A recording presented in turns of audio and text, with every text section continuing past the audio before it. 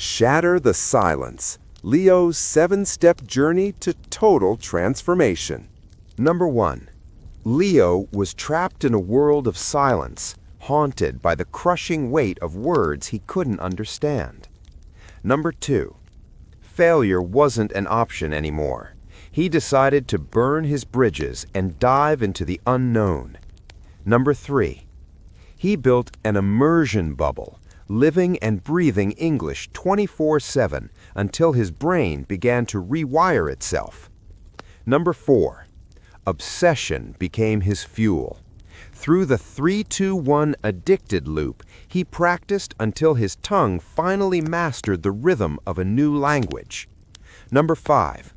He sacrificed sleep, comfort, and his old self to transform into the man he is today. Number 6. Today, he doesn't just speak English, he commands it with a confidence that once felt impossible. Number 7. This is not just a story of a language, it's a story of a total rebirth. Here is how Leo did it. That reminds him of every missed promotion and every awkward silence at a dinner party. He realizes that to win in this fast-paced world, he doesn't just need to learn English, he needs to live it. He needs to transform his relationship with the language from a chore into a burning obsession. One rainy Tuesday evening, while sitting in a crowded coffee shop in Brooklyn, Leo stares at a textbook that feels like a tombstone. He realizes that the traditional way of learning, the grammar drills, the boring vocabulary lists, the sterile classroom environment, is failing him. It lacks soul.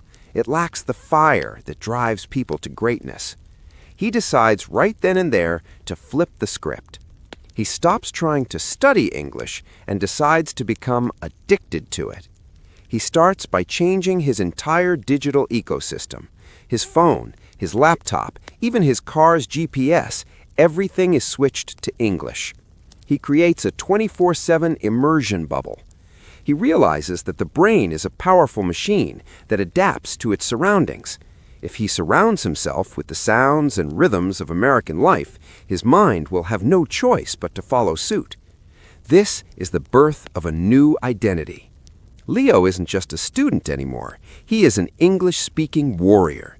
He begins to see the world through a different lens, where every interaction is a chance to sharpen his blade. The first step in his transformation is the 3-2-1 addicted loop.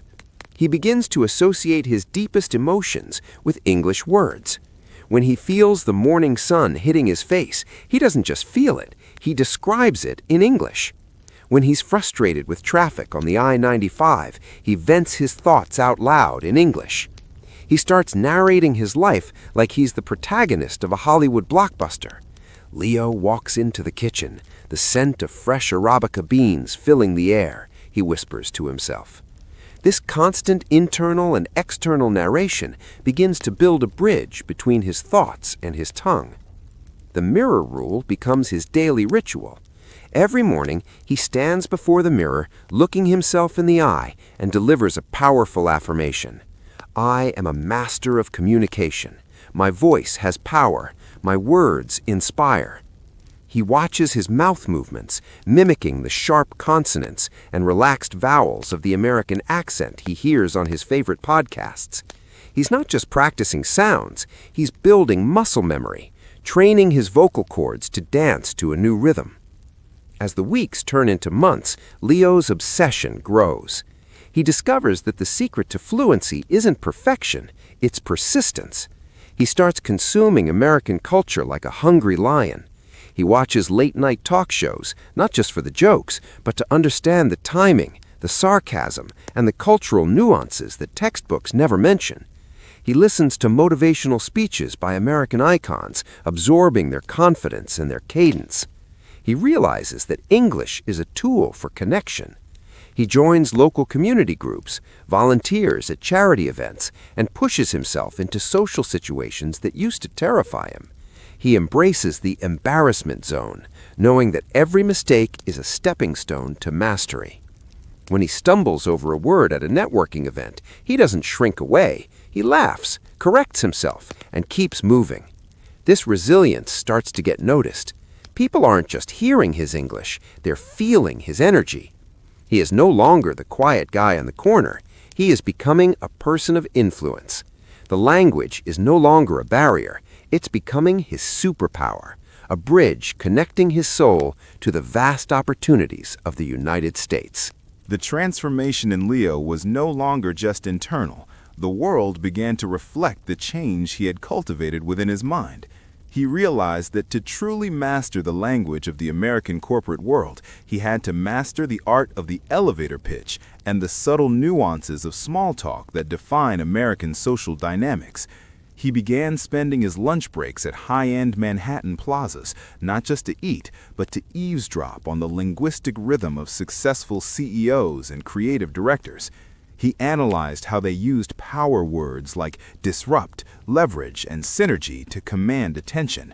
This wasn't just about learning words, it was about understanding the psychology of success embedded in the American dialect. He started writing a daily journal in English, documenting his wins and lessons, which helped him internalize the language of achievement. His addiction had reached a point where he no longer translated from his native tongue. He was now dreaming in English. His subconscious had finally accepted this new identity, and with that, the gates of opportunity began to swing wide open. One afternoon, a massive opportunity knocked on his door. His firm was pitching a multi-million-dollar project to a group of skeptical investors from Chicago. The lead presenter fell ill at the last minute, and the room went cold with panic. Leo felt that familiar surge of adrenaline. This was the moment his mirror rule and hours of self-narration had prepared him for.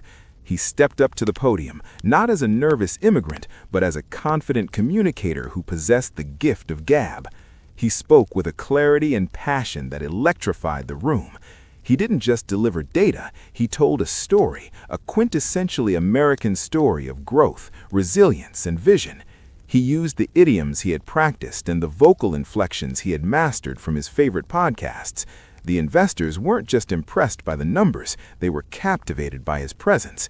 When he finished, the silence was broken by a roar of applause. He had closed the deal, not because he knew the most grammar, but because he had become the language itself. Following that success, Leo's life took an exponential turn. He was promoted to a senior executive role, becoming a bridge between global teams and the American market. He started a mentorship program for others who felt silenced by their lack of fluency, teaching them his 3-2-1 addicted loop and the immersion bubble technique. He became a regular speaker at industry summits, standing on the very stages he once only dreamed of from the shadows. He realized that the American dream wasn't just about financial wealth, it was about the freedom to express one's true self without limits. His addiction to English had given him a new life, a new social circle, and a new sense of purpose. He spent his weekends hosting dinner parties in his new high-rise apartment, where conversations flowed effortlessly about politics, tech, and the future of innovation. He had finally mastered the art of the hustle through the power of communication. Looking back at that rainy Tuesday in Brooklyn, Leo smiled at how far he had come. The textbook that once felt like a tombstone was now a relic of a past life. He had proven that fluency is a choice, not a gift you were born with. It requires the grit of a pioneer and the obsession of an artist. Today, Leo is a symbol of what happens when you stop studying and start living. He walks through the streets of New York, hearing the symphony of voices, and he knows he belongs. He is no longer an outsider looking in. He is an architect of his own destiny. His story is a testament to the fact that when you change your language, you change your world. The English avenue he traveled wasn't just a path to better grammar, it was the highway to his ultimate potential. As the sun sets over the Hudson River, Leo continues to narrate his journey, knowing that in the land of the free, your voice is your greatest currency. But Leo didn't stop at personal success. He knew that his journey had a much bigger purpose in the grand landscape of the American workforce. He began to notice that the true essence of the American spirit lay in giving back and scaling up. He launched a digital platform called the Fluency Frontier, a space where thousands of aspiring professionals from across the United States and the globe could gather to practice his addicted model. He became a viral sensation on social media, sharing short, punchy videos on the nuances of networking and the power of persuasion. His content wasn't just about English, it was about the psychology of the American hustle. He taught people how to use voice modulation to sound more authoritative in Zoom meetings, and how to use slang naturally to build rapport during happy hour. His inbox was flooded with messages from people who, like him, had felt invisible but were now finding their voices. Leo had turned his private obsession into a public movement, proving that communication is the ultimate equalizer in the land of opportunity. As his influence grew, Leo was invited to give a TED Talk in Vancouver. Standing behind that red circle, looking out at a sea of expectant faces, he felt a profound sense of gratitude. He didn't use a script. He didn't need one. English was now flowing through his veins like a natural current. He spoke about the neural plasticity of passion and how the brain literally reforms itself when we become obsessed with a new skill. He shared his story of the Brooklyn coffee shop and the 3-2-1 loop, and the audience sat in rapt silence. He told them that fluency is the new currency, and when he finished, the standing ovation lasted for minutes. That night, he walked along the waterfront, realizing that his addiction had given him more than just a career. It had given him a global family. He was now a consultant for Fortune 500 companies, helping their international teams integrate seamlessly into American corporate culture. His lifestyle had completely transformed. He moved into a glass-walled penthouse in downtown Los Angeles, where he could see the Hollywood sign from his office. Every morning, he still practiced his mirror rule, not because he had to, but because he loved the feeling of the words vibrating in his chest.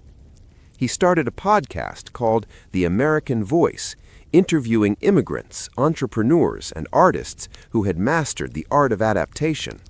He explored topics like cultural intelligence and the future of global English.